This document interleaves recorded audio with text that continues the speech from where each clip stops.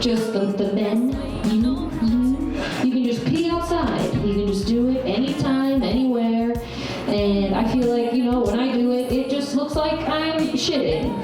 And so I don't want to do it, because I don't want people to think I'm shitting. Oh hey, it's Ladies' Night at Blush and Blue. The queens of comedy stand up and make their case about what it's like being a female comedian. These women make people laugh, cringe, and show off their pain in the form of self-depreciative humor. Let's take a closer look. 2 adolescent sons. Do you know any young people in their teens and early 20s? They are garbage human beings. My boys smell like Axe body spray on a good day. My younger son is a varsity pitcher. He has such great control over that baseball. I wish he had that great control with his aim in the toilet. Nobody told me that potty training boys was a lifelong process. And so, I have raised these 2 beautiful men with one family motto: don't be a dick. I keep it simple because they're boys, yeah. But I mean it, like refrigerator magnets, don't be a dick. Embroidered pillows on their beds, don't be a dick. I used to whisper it to them instead of lullabies.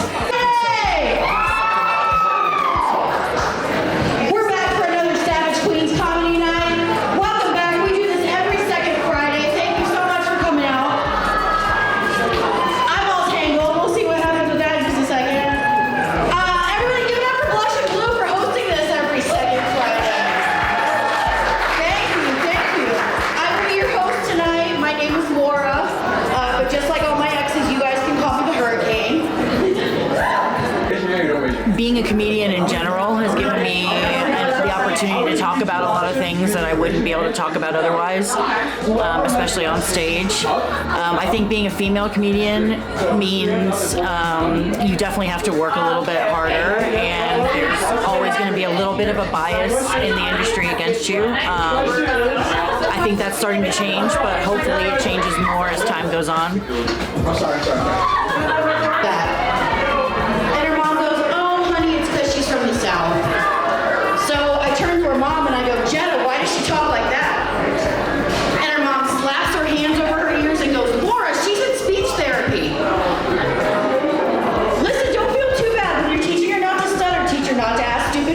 That's all I'm saying.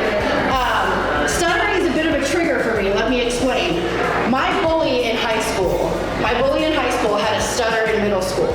But by high school, he was captain of the soccer team, he was blonde, he was popular, he was rich. His name is Chet Eichenbrenner. I'm not changing his name, you can look him up. And every fucking day, he would say things like, oh, Laura buys her clothes at Goodwill, she's dirty. Every day. And I know, it was awful. And then one day, this is 100% a true story, guys. One day I bought his shirt from the Goodwill. Yeah, and I wore it to class the next day. I had no fucking clue this was this dude's shirt. And so he looks at me and goes, oh, Laura, did you buy your underwear at Goodwill? And I finally gave in, guys. It's hard for me to go super low, but I had to go low. I just looked at him and I went, you know what? Fuck you, Chet. Because the thing about him was everybody knew he used to have a stutter, but no one talks about it anymore. Give it up for you guys, you hotties. Look at you. You guys look like the B version of Euphoria. This is like the millennial version in here. Everybody's like hot. Everybody looks like they could be fucking each other in here.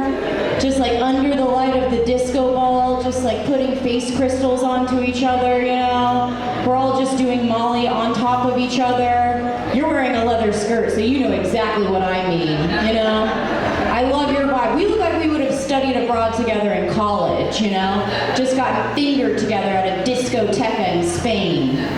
Just like 2 people just like sandwiched on either side of you, like, let's get fingered at a discoteca. Let's do it. I'm like, yeah, I don't know if that's your IUD or some dude's wedding ring, but either way, you're full, you've got it. That woman's just like, I cannot believe that you just said sandwich. So we're gonna get sandwiched together all night. This is how it's fucking going. Guys, it's Friday, we made it, right? We fucking made it. We did it, it's summertime, everyone.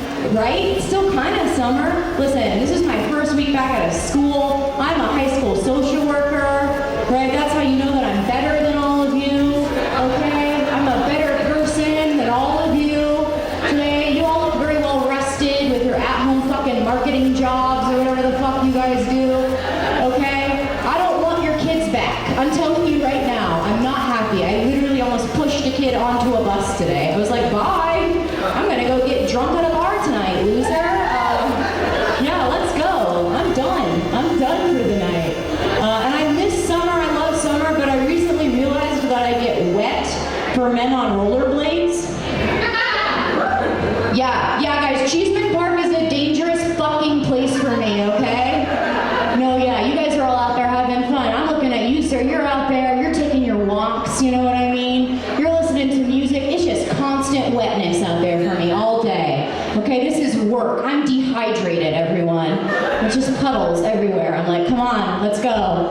Let's move it. The Denver Parks Department is calling me during winters of drought, everyone. They are. They're like, Hannah, it's been a real dry winter. We gotta do this. I'm like, bring on the boys, okay? Let's go. Can your wheels take this impact? It's like, Listen, if you don't like that joke, you don't believe in environmental conservation, okay? So fuck you guys. I believe in vaccines. That's what that means. I did that joke at a brewery a few weeks ago, and a man came up to me afterwards. He was like, hi, Hannah. Nice to meet you. My name is Tim, and I'm the director of the Denver Parks Department. And I was like, hell yeah, dude. Like, can I get a selfie with you? And he was like, absolutely not, no, okay? Please stop doing that joke. So if everybody could just take their phones out and tweet at Tim at Denver Parks Department. Hashtag keep Hannah wet. I'm serious. I'm not seeing a goddamn phone out right now, okay? This is called community organizing, everyone. Remember, I'm a social worker. This is how we make change, okay? This is how we're doing it. I also did that joke, and a man came up to me. You'll be shocked. It was an old white dude, right? And he came up and he said, you should be ashamed of yourself, okay? You're fucking disgusting. There are kids in the neighborhood, so you should shut your mouth, okay? And I was like, there are kids in the neighborhood. Fuck, are they slipping and sliding out there? Guys, the kids are getting caught in my wetness out there. It's just a lot of elbow pads. They're trying to make their way, okay? It's dangerous. It's been a dangerous summer. The slip and slide has changed, okay? 2022, it's a terrible time. I'm glad I wrote 4 minutes on getting so wet for men on rollerblades. You know, that's how you know you're a good writer, is moments like this, where you look back. Anybody here dating? Anybody here on a date? You guys are all so hot. You're all dating, right? You two, look, you got your arm. Oh my God, look at this. You look quite happy, right? Listen, fuck you, okay? Fuck you. I just got broken up with a few weeks ago. Tim? Oh, hey, let's go hang out at the bar, okay? Yeah, listen, I just got broken up. Mixed. It's been lovely. It's been a lot of community, and I think it can be a lot to trudge through, too. I think in some ways it's really lovely. It's a lot of community, and I also think it's a lot of doubting yourself in ways that you didn't think you would. If that makes sense. So it's a lot of working really hard, it's a lot of being exhausted, and it's a lot of like uncertainty about your own reality. I know you're all shocked, right? I know you're all like, oh, you look like you have it together. But I got broken up with, and when I got broken up with, the person was like, Hannah, I really care about you, right? But if I think about it, I only really like you about 70%. Yeah, that's what he said. And at first I was fucking pissed, right? But then I realized, guys, I work at a Title I high school, okay? If a kid gets a 70% like on a math test nowadays, they get a fucking pizza party, you guys, okay? A kid gets a 70% in a class now, they get a commemorative plaque outside of the gymnasium. It's like, here's to Dylan, we don't know how he did it, he was vaping the entire time, okay? He called me a bitch in the hallway at least 3 times and I passed him, so it was brutal. He told, listen, you guys look very happy, okay? I'm gonna guess you like each other about 58% of the time, right? A little more than half, and that's a lot. He said that and I was like, 70%? You sound fucking obsessed me, dude. Okay? That's way too much. Now I'm not that likable. Get off my couch, you know?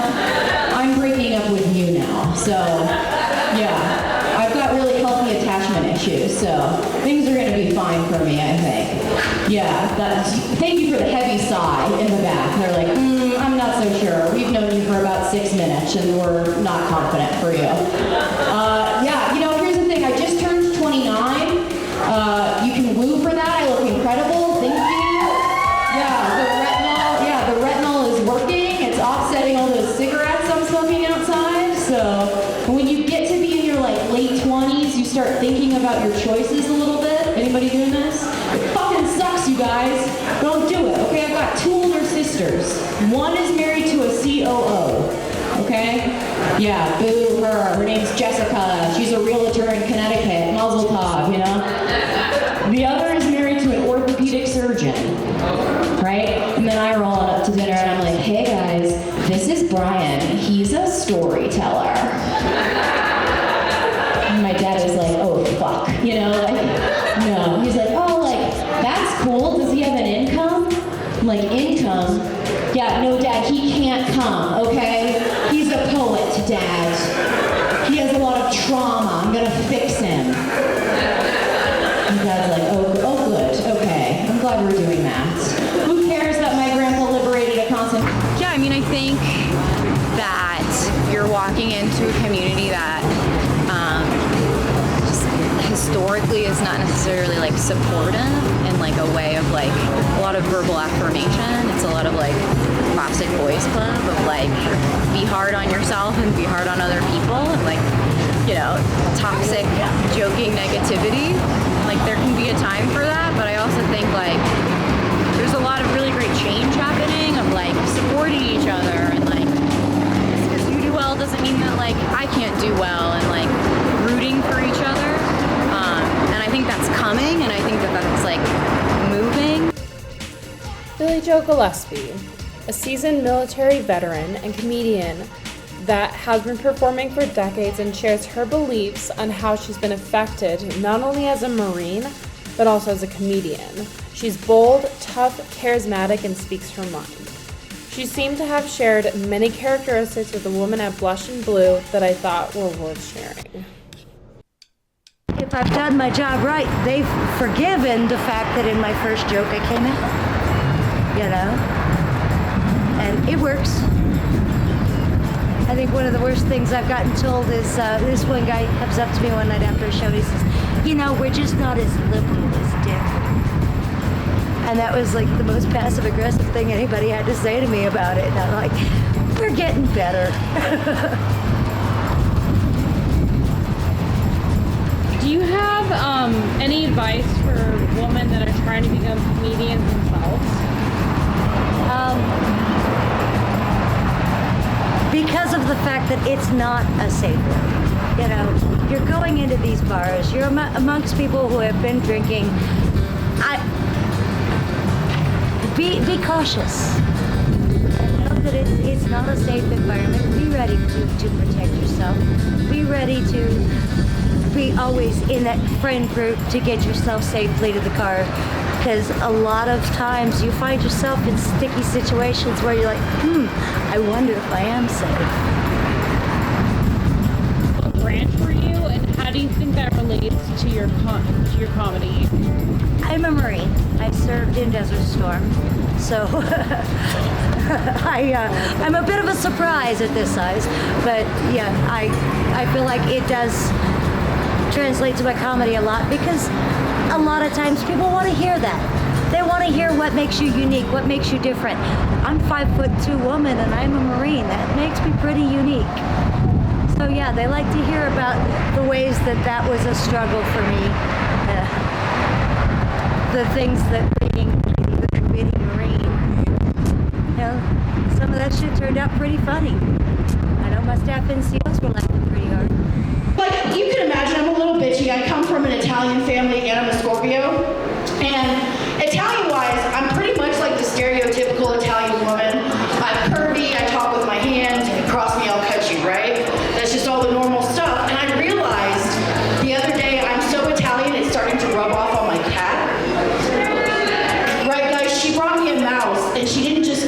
she slit its throat. I was so proud, y'all. Oh my God. Because in our family, we don't just answer you, we send a message. You know what I mean?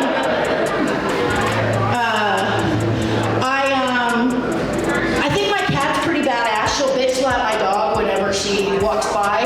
My dog, on the other hand, is a total pussy. The most aggressive thing that he does is like shred shit. So he'll shred toys. And the other day I came home from work and he had his bed and he had dragged it in the living room in front of the fireplace. And there's candles going behind, his bed's right here. And I look and he's dragged every piece of dirty underwear from my room and circled it around the bed. So I'm looking at this, I walk in the door, my roommate's in there, he's got a thong in his mouth and he's just going to town like this. Back and forth, and all of a sudden I realized, while I was gone, this guy made a shrine to my vagina. No man or woman has ever done that for me. What a sweet dog, sweet dog. I have a lot of animals. I'm in my 30s, I don't have kids, so I just load up on the pets. But I went through a breakup during COVID, and I knew it was really starting to affect the animals, right? Like every time we would start to fight, the cat would run to the porch, the dog would run under the couch. And then the day it got really bad was when my fish committed suicide. Did y'all know betta fish can jump? Yeah, I did not. Thank you. That would have been a nice thing to know. Because what it meant was, I got that fish at a Walmart, first off. So in that little asshole's mind, both being in a Walmart and dying on a kitchen counter were better than one more night with me. Like, I get I can't keep a partner, but now I can't keep a fish? Are you kidding me? I went through the breakup and it was pretty volatile. Practice, write as much as you can. Be tough. If someone's ever rude to you or makes you feel uncomfortable, make sure that you're very tough about it and handle it in a way that you feel comfortable. Make sure Rock his hands up. What if you don't like that shit? make sure you prepare. Like when you're going to an open mic, think about what you're going to talk about a little bit. It makes such a big difference, just that little extra bit of preparation when you go in before you do your set. Hands down. You know, hours to go, I think. And just like don't doubt yourself. Just like keep working hard and like get better. And things come in waves. Sometimes you'll bomb and sometimes you'll do great, but to do this you kind of have to have like a core self-assurance that like you can exist in that space and that you should be there. And that's like a helpful lesson.